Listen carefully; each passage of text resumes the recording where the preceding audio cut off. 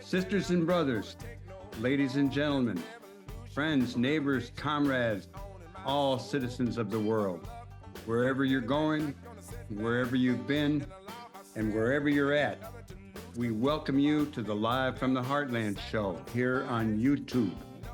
New episodes air every Friday at 9 a.m. Central Time with individual interviews posted throughout the following week. I'm your host, Michael James, encouraging you to take the chain from the brain to get back in the people's game, because it's time to move from the lower level to the higher, from the shallower to the deeper, from the one-sided to the many, and from the abstract to the concrete. So without further ado, let's get it on. Welcome all you citizens of the world and Happy New Year. We hope you're having a great time in this year 2025 and being energized to go forth in the world to make a difference. A few weeks ago, we did a very nice little call out to our 39th president, Jimmy Carter, when he turned 100. And we're very sorry that he has passed away, but it's not a time to be sorrowful. It's a time to be grateful for all that he did and the example that he set.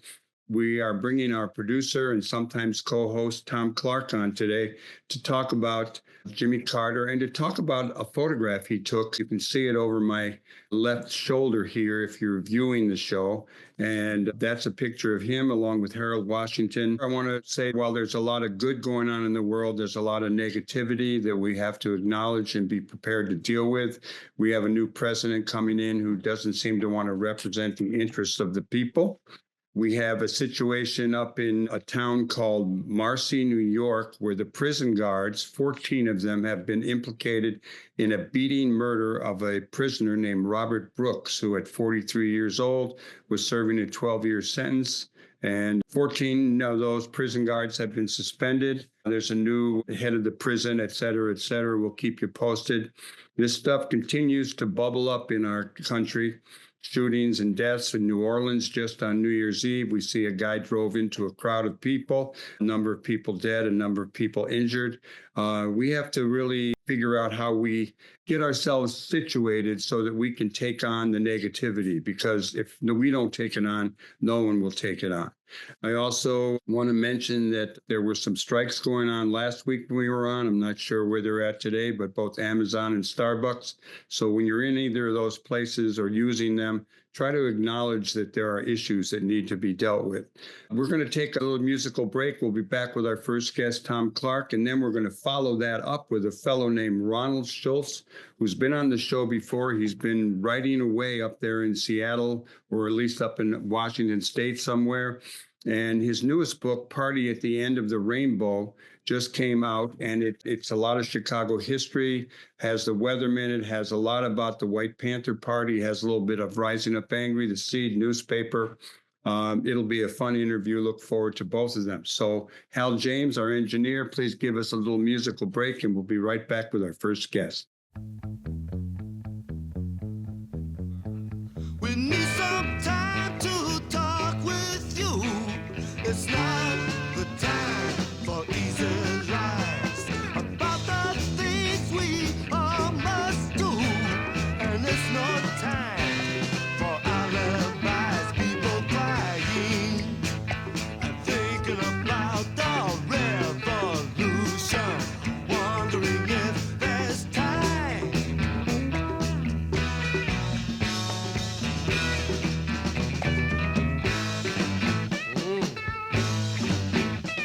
The students lie on grassy fields, the bloodstained flowers shiver now. They're crucified on warrior shields and offered to a sacred cow, people dying. Welcome back to Live from the Heartland, and it really brings me a lot of pleasure always to bring on our sometimes host, one of our producers, the one and only Thom Clark. Happy New Year, Michael. It's good to be here. There. Happy New Year to you. I asked you to come on today, Thom, because you know I love this photograph that you made that hangs in my entryway. It's a picture of Jimmy Carter with Harold Washington, and I believe it was taken at Sunnyside and Greenview in the church over there. I lived on that block, but I didn't see that event. But you were there, and you got a great picture of Carter and Harold Washington and Rosalind Carter. And then there's a little young girl up in the window looking out. For those of you who are watching this on YouTube or on CAN TV, you'll see this picture. Otherwise, it has to be described. Let me just have Thom take over here and tell us about what was going on that day, Thom, and that picture, because it is a beautiful picture. And Jimmy Carter was a beautiful man.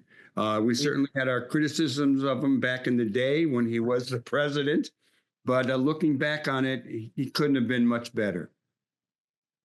He actually accomplished a lot more than he was given credit for at the time because of the energy crisis, inflation, and the Iran hostage crisis.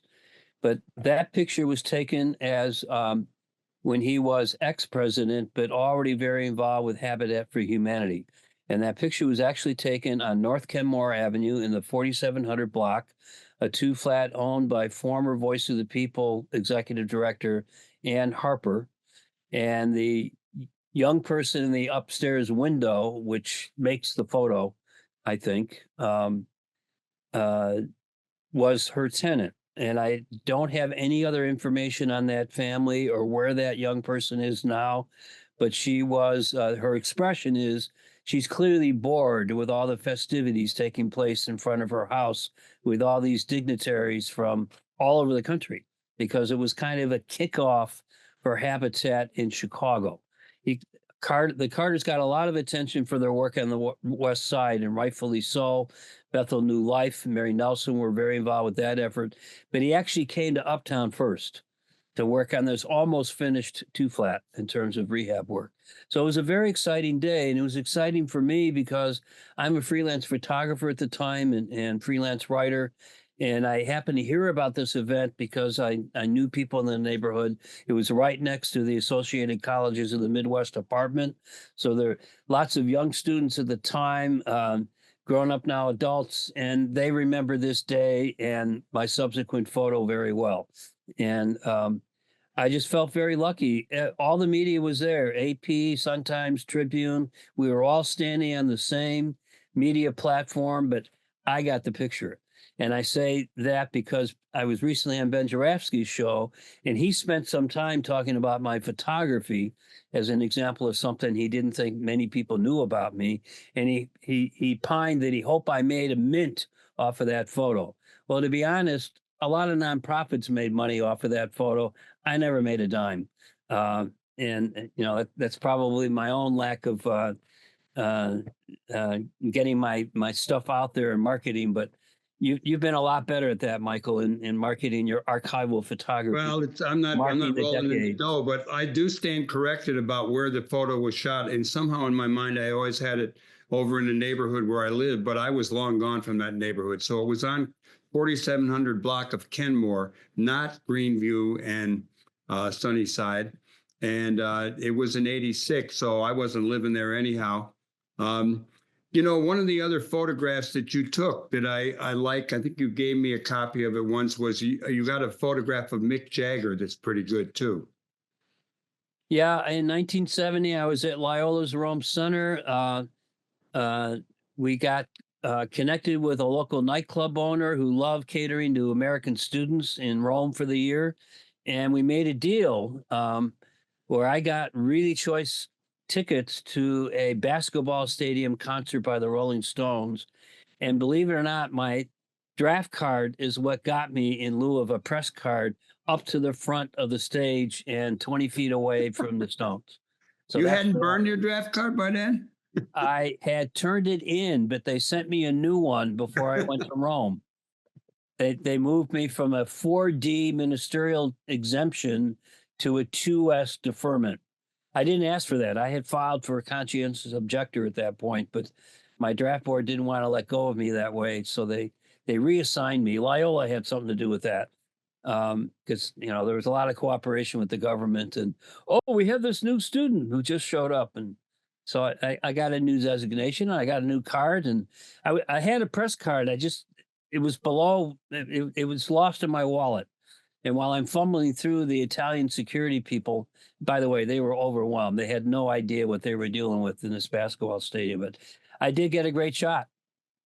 Well, you got some great photos, and I'm going to get to look at more of them over the years, and you'll look at more of mine. You mentioned when we were talking about Jimmy Carter, Habitat for Humanity. Why don't you tell our listeners and our viewers just what Habitat for Humanity is, and then take and roll with a little bit about our president, Jimmy Carter.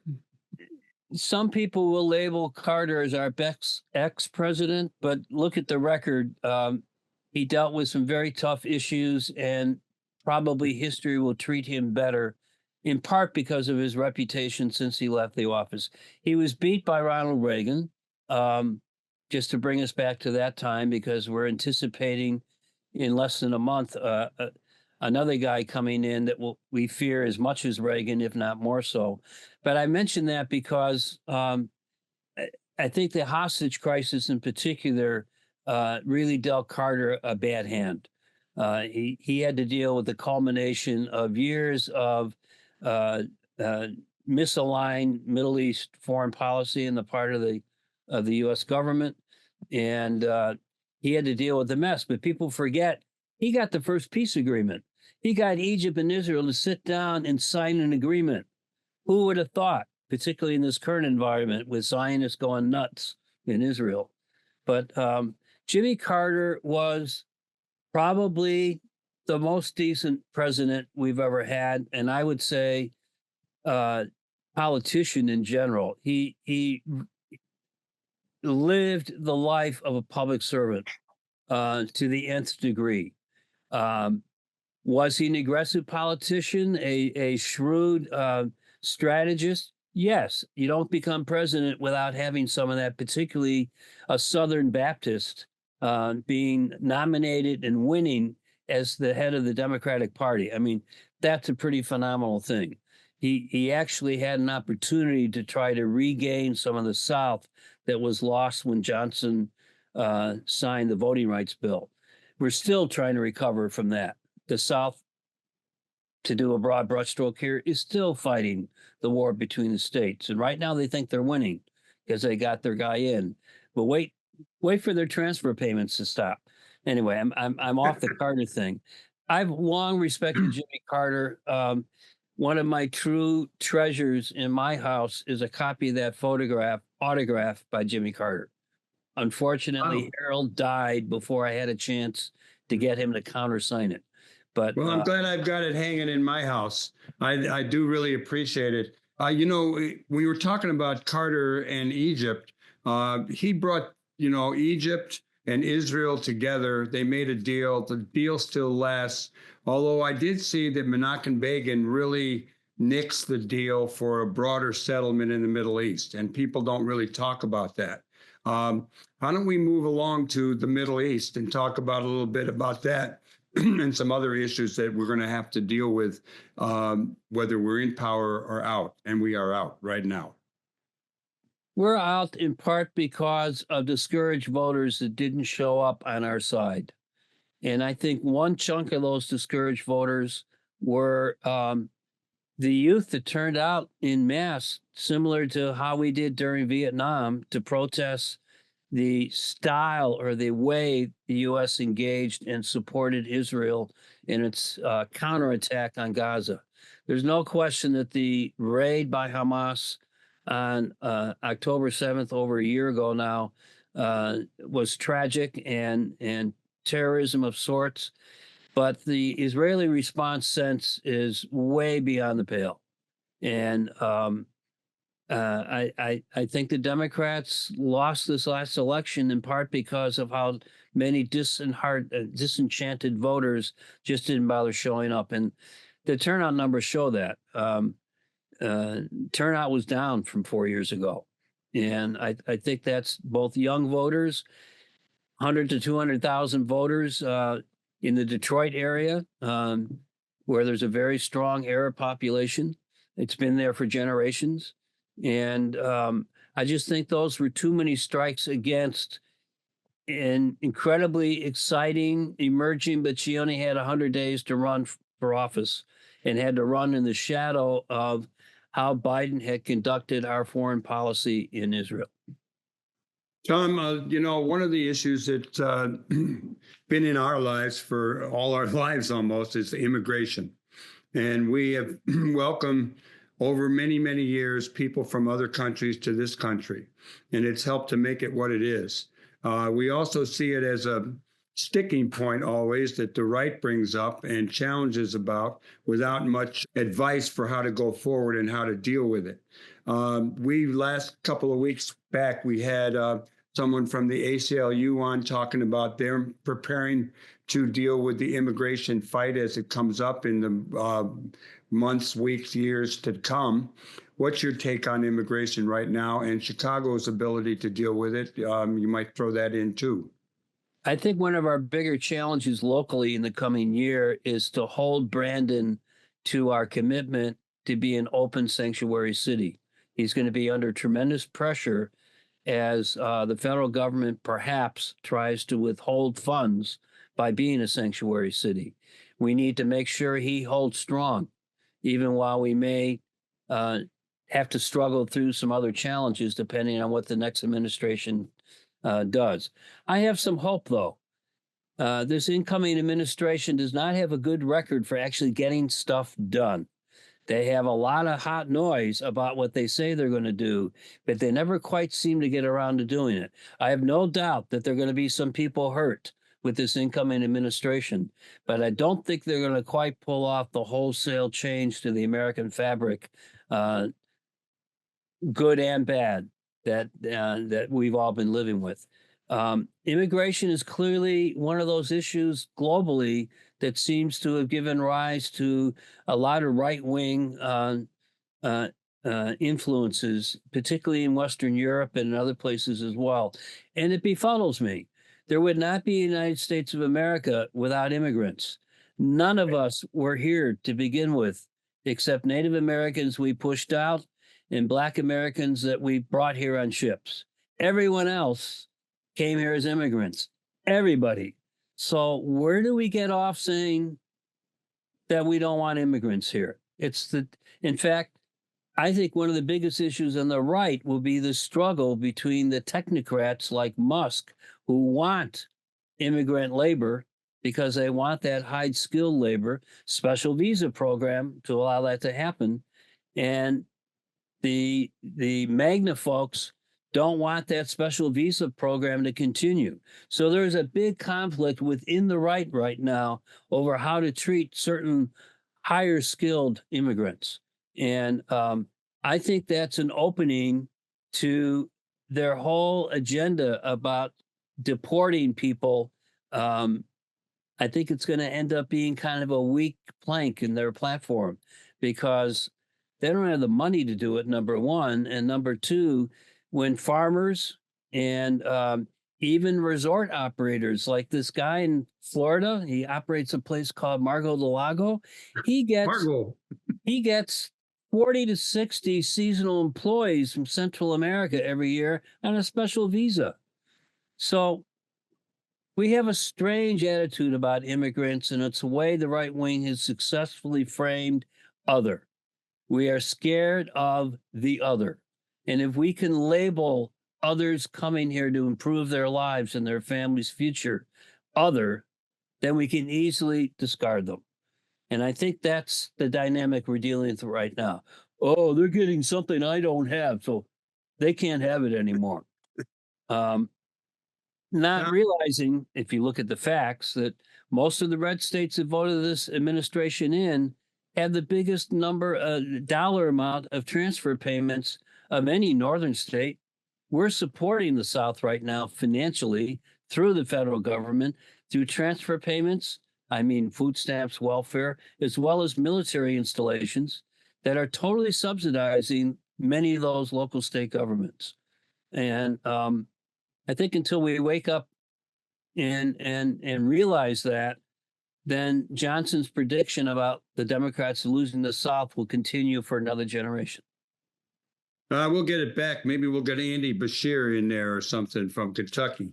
Tom, you were just recently on the Jurafsky show, And how about sharing a little bit about that? Because, he's on Lumpen Radio. He writes for The Reader. He actually, Lumpen Radio, which is a newer place to find our show, has not only Hitting Left with the Klonsky, but Ben Jarofsky and Live from the Heartland. So there's a lot of good listening and streaming over there. But talk about your visit with Ben. Well, I had actually been kind of harassing Ben that why he had never had me on the show. He has a very lively podcast once or twice a week, in addition to his occasional reader column, and it's a very entertaining. I would even call Ben hilarious at times. Can be. The way that we went through the politics of the day, as well as a lot of history. I think he really wanted me on to kind of do a review of not the past year, but the past 4 decades or so that we have known each other through various pursuits that we had been around the edge of each other, but, never quite always in the same room. But in any event, we had a really good time talking about specifically how the downtown media have covered 5 different mayors. And our rough conclusion was that council wars happened because of the way the media never accepted Harold as a real mayor. He wasn't daily. He wasn't going to get things done, despite everything he got done in a short 5 years in office. Ben Jarofsky opined that Gene Sawyer and Lori Lightfoot really took it on the chin because the downtown media is essentially racist. I didn't disagree with him. We both had issues with Sawyer and Lori Lightfoot, but we had even more issues with Daley getting more or less a free ride for all the corruption in his administration, and Rahm as well. Rahm, could do no wrong despite doing wrong all the time in terms of favoring developers over the rest of us. So it was an interesting discussion looking at that with a very well-informed political writer. And I simply say we had a blast, and listeners and viewers can listen in if they want to the hour traipse through Chicago politics and history. And you can find it streaming on the web. Well, that's good. Would you like to talk a little bit about our neighborhood? Rogers Park is one of the luckiest things that I ever fell into. Gene and I are marking not only a significant anniversary and significant birthdays this coming year, but we're 35 years now in our home in Rogers Park and couldn't be happier with our new addition and all that. I think that this is continuing to be a vibrant neighborhood like any neighborhood in a big city. We have our challenges.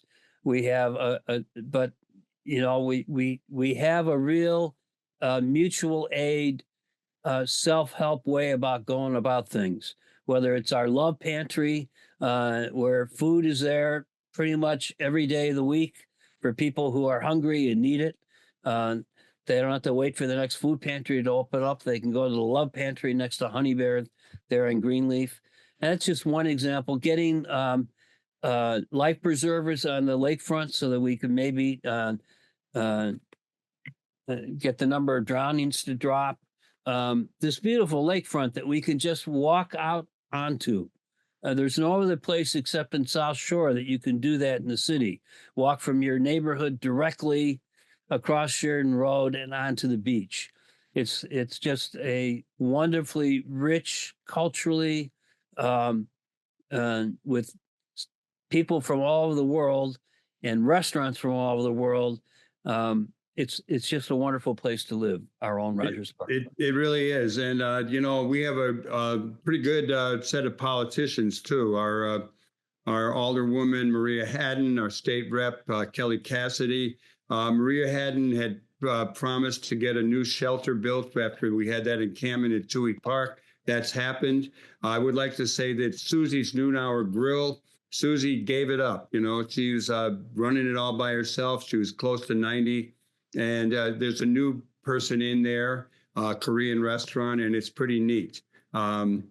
We'll have you back next month, Thom, and I'll see you certainly before then. And I want to thank you for always imparting your knowledge and your things you see and are aware of to all of our listeners and viewers. Everybody else, stay tuned here on the left end of your dial. We're going to come back with a little bit of raucous book review with Ron Schulz, his new book, Party at the End of the Rainbow. There's a lot of making out, there's a lot of drugs, etc. in the book, but there's also a lot of information about the politics of the earlier days.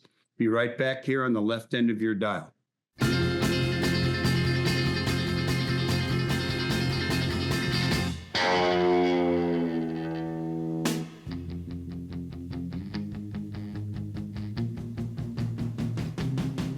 There's a new sun rising up angry in the sky.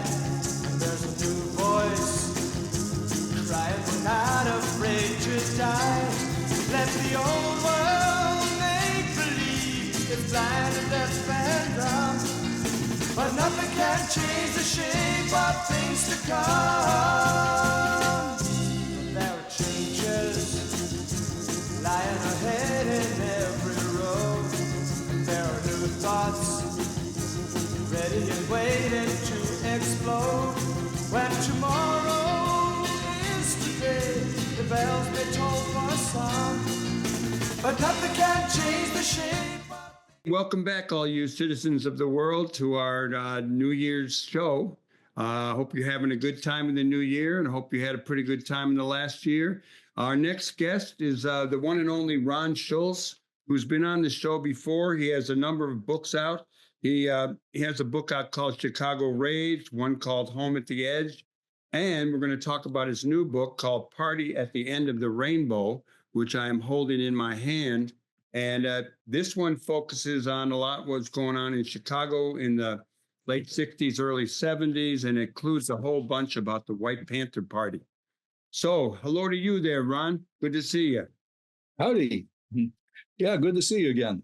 So you ran away from home at 15. You went to New Orleans, lived on Skid Row. You took a bunch of LSD. You became involved in the radical movements. You were in New York. You were in Chicago. You traveled around. Later, you would go live at the Karma Farm up in Wisconsin. You've had a pretty interesting life, and I'm really happy to say that not only have you included me in your most recent book, along with Rising Up Angry, which our listeners and viewers have heard a lot about over the years, but you really document a lot of things that were going on, including the formation in Chicago of the White Panther Party in unison with what was going on up in Ann Arbor with John Sinclair.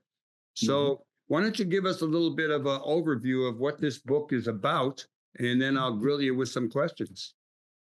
Okay. Well, it's a memoir, but I don't think it's a dry listing of facts kind of memoir. I'm told it reads like a novel, and I'll accept that. You know, I try to get into the spirit of what was going on, give people a emotional tie to the events. And okay, this was basically, this last book covers 1970. Now, I have a couple books coming out, like you were mentioning. I have a lot. You know, they're ready to go from my end. It's just waiting for their actual publication. So my publisher is, Tumbleweed Press.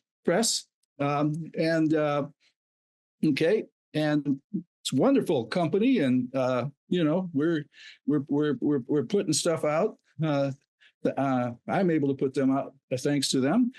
And so, yeah, you mentioned Running Away at 15. That is the next book in the pipeline. Should be out shortly. And then a follow-up book is going back to Karma Farm, as you say, the foundation of it, more or less. So my involvement with it, coming via Chicago, via all kinds of stuff, which I won't get into too much detail. But it's that's in the pipeline. Those two books are in the pipeline, and I'm working on more, like you say, hitchhiking across Africa, Asia, spending time in a Buddhist monastery in Nepal, and so on, etc. You've done a lot of stuff, and I got to say that you've really got a good memory. You've kept track of this stuff. In reading it, I came up with a bunch of memories, and there's a lot of people we know in common here. Yeah. So give us a quick overview of your newest book, and then I'll grill you on a few details. Excellent. Okay, well, yes. So Party at the End of the Rainbow. And of course, that alludes a little bit to Fred Hampton's Rainbow Coalition. And then the White Panthers then who, based out of Ann Arbor, but, were kind of setting up around the country. And they later on became the Rainbow People's Party, called themselves that, but they were kind of like, changing into a lot of different things. A lot of things are changing, as you alluded to, we're human, and we went through a lot of dealing with our defects, I guess you would say, male chauvinism, human frailty, which was politicized, and we're doing our best to be better human beings. We try, if unsuccessfully, but it makes for a story anyway. What can I say? You're not going to see a perfect person nor a total villain in my book about me and my friends. There's a few of us still alive out there, which I'm. A lot of my memory is helped by communicating with others who've been there, right? Yeah. And there's only a couple of us around. I'd like to more people to show up, but So there's another book written about Red Star Sisters. Yeah, I was gonna at the end. I was gonna bring that up. Along with the White Panthers up there with the Red Star Sisters up there in Michigan. Yeah. And there's a book called Madness and Utopia by Leslie Brody. And that's good. Let's leave that, like people know about it. I was impressed with your book in your very first introduction, which is not the introduction, it's the first chapter. And it's Revolution for the Hell of It, as I recall. Yeah. And you have a quote in there from our late great friend, the cartoonist Skip Williamson. And he says, "And when you're smashing the state, kids, don't forget to keep a smile on your lips and a song in your heart." And Skip was quite a guy, but in the book, you, after you lay out this introduction and then you move into your memories, which include a lot of male chauvinists chasing women, Russian babes, as well as kind of pointing the finger at yourself and correcting yourself, which I think is true for a lot of us who are growing up and kind of improving as the sisters have gotten stronger and educated the men. You did a lot of running around to some musical stuff, and you have in here Kickapoo Creek, which rang a bell for me because Rising Up Angry got tightened up as an organization when a number of our people didn't come back from Kickapoo. They skipped a meeting.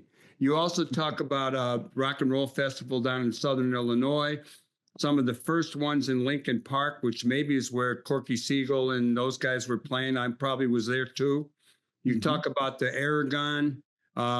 Give us a little bit on the musical stuff of that day and that time. Okay.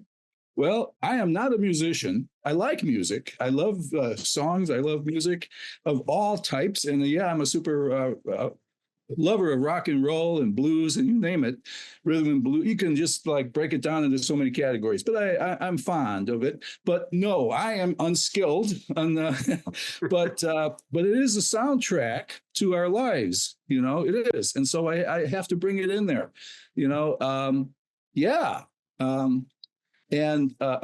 okay.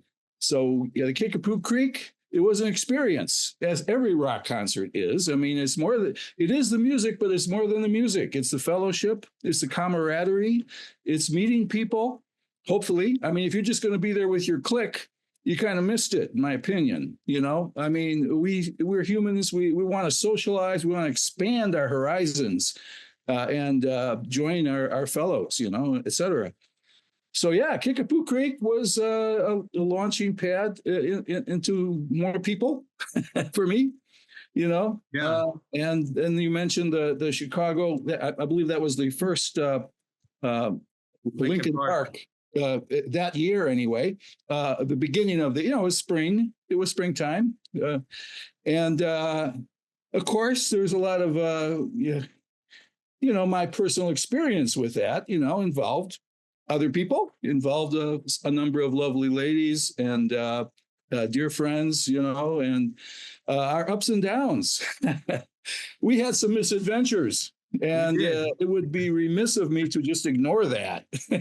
No, I think it's good that you got to share that stuff. And I think for people who are listening and are either come from that history or are interested in that history, there's a lot of stuff in your book that is important. And let's talk a little bit about the White Panthers. Regular listeners and viewers of this show know that not too long ago, John Sinclair passed away, and we reran an interview I had done with him maybe a couple years back, and we were planning to do another one. But John was the founder of the White Panther Party, and the founder of the White Panther Party, that was up in Ann Arbor, was Bob Rudnick, who became a disc jockey. He's probably the first rock and roll disc jockey here in town.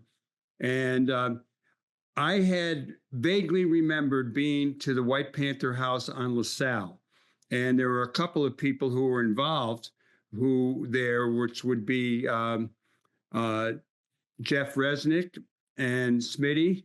Those guys were around Rising Up Angry, and Jeff certainly still is in our network. Tell us a little bit about the founding of the White Panther Party and how you found them. I picked up a flyer off the street, off of Old Town Wells Street in Chicago, picked it up and it grabbed me. It was this was like, it had been newly started, the chapter in Chicago, at that time. And so I went through the People's Information Office and got a telephone number to call them because it wasn't on the flyer, as I recall. And in fact, they were kind of it took a while for them to publicize their phone number, I guess. And so how are people going to reach you? But, it was a lot of paranoia involved. There were, police raids going on, and people had the White Panther House had already been raided. Okay. And so anyway, so I talked to Schmitty on the phone, actually. You mentioned him, and I believe he's passed away, I'm told. Yeah. And so he told me where to go. And I had to go through the fortress doors, because it was a well-guarded. There were a number of bars across the door and so forth. So it took a while to open and let me in. And of course, my initiation, I guess you would say, they brought me in. Now, who are you? You're a stranger. Okay, we got to, try to be tight here. We don't want just anybody in here, kind of a thing. But anyway, that very night, we took acid. I believe it was me and Jeff. And we just tripped all night long. And that was like, the weathermen had already been talking about as a way of screening people, you get them high on acid, and that's like truth serum or something. You're gonna find out if they're undercover. I'm a 18-year-old FBI infiltrator or not. I don't know. But there are a number of interesting personalities that were involved with us over that book as you go through it. There's one guy, unfortunately, I don't have his name, but he pops up all through here. Marvin, I'm calling him. Yeah. Now, did Marvin? I didn't read enough of the book, maybe to find out if he was actually a spy. That's still a mystery. If he's out there in the world under whatever real name he had. No, it's he kept popping up and getting in.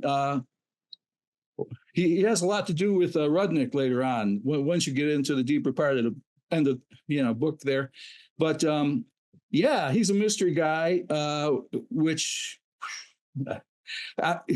maybe he was, maybe he wasn't. There's a lot of mysteries. We don't know until people come up and own up to what was going on. But maybe talk a little bit about Rudnick, because Rudnick was a friend of mine, and he he had come out of the White Panther Party. He had the first FM rock and roll show out of Oak Park, I believe it was. And he ended up, he worked at the Heartland. We're doing a book on the Heartland Cafe, both Katie and Hogan and I. And Rudnick does show up in that book with a few stories about his adventures while he was supposedly being a waiter and attending to customers. Okay. Yeah. Well, Rudnick was, he had, he wasn't tall. He was rotund somewhat. And he had a deep, deep voice. They're just like, well, of course, that's why he was on the radio, I mean, he had the voice for it, and he got the whole ball rolling. He just decided to create a collective down in Chicago because, the White Panthers out of Ann Arbor, and we were spreading around the country a little bit. And like I said, I wasn't there on the very beginning. What I read in The Seed and Rising Up Angry is in the book. That was all I can say about the. But I came in there very, very soon after it got started, and like I say, there were I guess you would say the cadre, the core members. There were only about. Well, there was me, there was Jeff, there was Schmitty, there was Bill Johnson, who I'm not in touch with. I would love to hear from him, wherever he is. And then Leslie came later. There were other people involved. There was a group of people. Well, there were people from Elmhurst, which I had been involved in Elmhurst. There were the Doin brothers, and then there was Sandy, which is, I know you know Sandy very well. And she was later joined Rising Up Angry, as I recall. Sandy I met her in Elmhurst. So it's interesting. There's a lot of connection to Elmhurst and Bensonville. Not only me, I showed up and I discovered later that Bill Johnson actually lived in Bensonville, just short. But so you were like a suburban young guy, and you had a bunch of other adventurous partners in your life that, and you did a lot of traveling around. In the course of reading the book, you're at the Aragon, which continues to have rock and roll shows, even though I think you had the last one in there. But do you have an encounter with a police officer? Yes. And I believe that police officer turns out to be Maury Daly, who once upon a time called up the Heartland and asked for me. And when I wasn't there, they asked who's calling. He said, "Tell him Che Guevara's nephew called." And it turned out he was a short-term principled person. I'm like, they don't call it chief, but superintendent, I guess, chief of the 21st district here for a short period of time. And one time I saw him on a stakeout for a drug bust and was sitting in the vehicle with him. So we went from him chasing us around and you telling stories about that to him being a kind of a friendly guy before he passed. What's your memory of that? And then I want to ask you about the Corps and the Latin Kings. Okay. Now, you're telling me a lot more about Maury Daly than I knew at the time, and I'm happy because I have a cousin's in-law who is I don't know, it's been years now, was in the Chicago police. And I asked him if he could track down any information on Maury Daly, and he wasn't able to, so I'm glad, hear something about him. I like to tie things together, Yeah, his son played football at Lake Forest, where I also had played. Well, I'm going to have to get more information from you on him, just because I'm curious. I like to know, Yeah, he would always show up at demonstrations where I was, and that goes on in the next book that is going to come out soon too, in which he would come up and in a jocular way, kind of like let it be known that he knew about me and that. He's keeping an eye on me, and I better watch myself, kind of a thing. I could end up back in jail, because I spent 10 days in jail with the Weathermen, and that's all detailed in my other book, Home at the Edge. Basically jail time and et cetera. But Maury Daly would show up, and then later, when I would come down to Chicago from the farm, and Nixon came to town in, fall of 1970. And I had just gotten back from the farm, from Karma Farm that very day. That's in the next coming up book here. And Maury Daly was there with a whole bunch of FBI guys or Secret Service or FBI. I'm not sure. They flashed badges at me, but how do I know what? And they because we walked into the hotel there to buy, actually these people I was with, to buy cigarettes. And as we came out, they just surrounded us and kind of checked us out. I had a bag of flyers, and they inspected it, made sure it wasn't a bomb, kind of a thing. But Maury Daly, of course, was in his element, kind of showing off his knowledge of Chicago radicals or whatever, like I know. So the FBI is Ron Schulz, hold it right there, kind of a thing, coming from an FBI guy who probably got, I don't know, FBI or Secret Service, but yeah, that was the time. Those were the times, and what can I say? Yeah, I don't know a lot about Maury Daly except what his relationship with me there was always showing up and singling me out. Most of the progressives and radicals I know, they didn't have very good relations with him. And I certainly wasn't a fan of his early on, but we did get to be friendly at the end. One of the other things that popped up in the book was I thought it was really good how you used quotes from both The Seed and Rising Up Angry and other papers. Yeah. One of the things that really hit me was you talked about the Corps, which was the Hudsons, the Mohawks, the North Parks. They called themselves the Corps, CORPS, and they were down in Lincoln Park, and they too were getting driven out like the Latinos had. But there was a peace meeting between the Corps and the Latin Kings, I believe, and then there turned out to be a fight. Anything you remember about the Corps, the Latin Kings, and that neighborhood? What was going on? I'm sorry. I wish I knew more about it. It was on the periphery of my personal experience, and what I basically know, I came from both the underground and regular papers, that I managed to find and go through, and so it's that needs to be written about more, of course. There's a lot of stuff that, I'm just touching the surface of things here, but we all, we need more writers, more historians, actually. Tell us about what moves you to write and how you go about doing it. Okay. Well, it's, I've always loved history or understanding human nature. It's like all these things, because it's all the same. It's all connected. And I've always been interested in that, but I never really thought that I would be capable of writing, putting a thing together. But, the more as I matured, I guess is the word, as I grew older and, realized that, hey, I'm just as qualified as anybody else out there, I mean, I'm not a heavy, like I'm no Che Guevara or Bob Rudnick or you, by the way, who founded quite a bit of stuff, Rising Up Angry, the newspaper and the organization, and your liaison with us and everybody else, hey. But, we're all bit players in the vast big drama, and we got to tell it what we know, I think is good.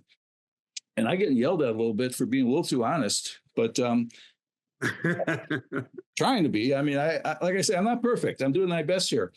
But other people, the only other book that I'm aware of, aside, Abe Peck, of course, he wrote a book about the Seed. The newspaper scene, and Leslie, of course, who wrote the book you mentioned, and wow, we need more writers. Yeah, we do need more written about it. We actually, I have a new book out, which you I think have a copy, Rising Up Angry: Our Fight for a Better World, and this is actually a second printing of it. Before we did it myself. Now it's Charles Kerr Press. And we are giving these away for people who donate to the show. So I'll say that at the end. What are you working on now besides your writing? Are you taking care of yourself physically fit? Are you eating well? Getting along with your wife and your friends? How's things in your life? It's an ongoing challenge. I have to say, just because I have some gray hairs, it doesn't mean I've got it all figured out. Yes, I got three grandkids. I got a son and a daughter grown up and on their way in different parts of the country. In fact, almost everybody I know is scattered. I don't have like people I can a big tribe of people right here close to me. You know, I have a wife, a beautiful wife, and her kids and my kids and grandkids. Yeah, I'm busy. That'll keep you busy. And, you know, we're in healthcare out here. You know, I'm still, you know, we had an adult family home, which we sold, I think it was like 2019 or something like that, or 2018. And, but I'm still like doing some continuing education stuff with, you know, people. So I'm healthy, thank goodness. You know, I've had a lot of friends. Mm-hmm. We're glad about that because you do really good things. And once again, I want to tell people your newest book, published by Tumbleweed Books, is called Party at the End of the Rainbow. And it has a lot of detail about politics, 6970, a lot of detail about your life, and a lot of stuff about the White Panther Party. And your other books, just to mention them one more time, are Chicago Rage and Home at the Edge. And you have plenty more coming. Yeah, I sent this one out to you. By the way, this one won a couple of awards. The Independent Author Network finalist in the Book of the Year for them. Another one, too, from that book. Now, so far, I haven't, you know, I got to run around and apply to all, you know, nobody will notice you if you don't make, you know, you got to be a little, you can't be a shy retiring person as an author. You'll just fade away. You're doing great, brother. And I want to thank you for coming on the show. It won't be the last time. I want to thank everybody else for tuning in. We are raising money for the show. So we have a new email called livefromtheheartlandshow@gmail.com. We're giving away books. Get in touch. Thank you, Thom Clark. Thank you, Ron Schulz, for being guest today. Thank you, Hal James, for being our engineer. And thank you, Lynn Orman, Katie Hogan, and Thom Clark for being our producers. See you next week. We'll have another guest. Stay tuned. Spread this around. Do good in the world. The world needs all the good that you do, that I do, that Ron does, all that we do together. Over and out. All power to the people.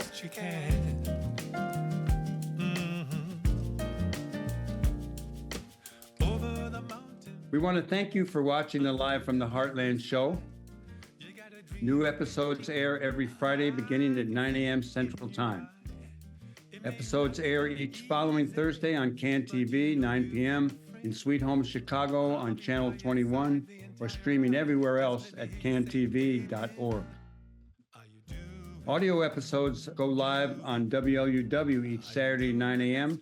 on the left end of your dial at 88.7 FM or streaming everywhere worldwide at WLUW.org.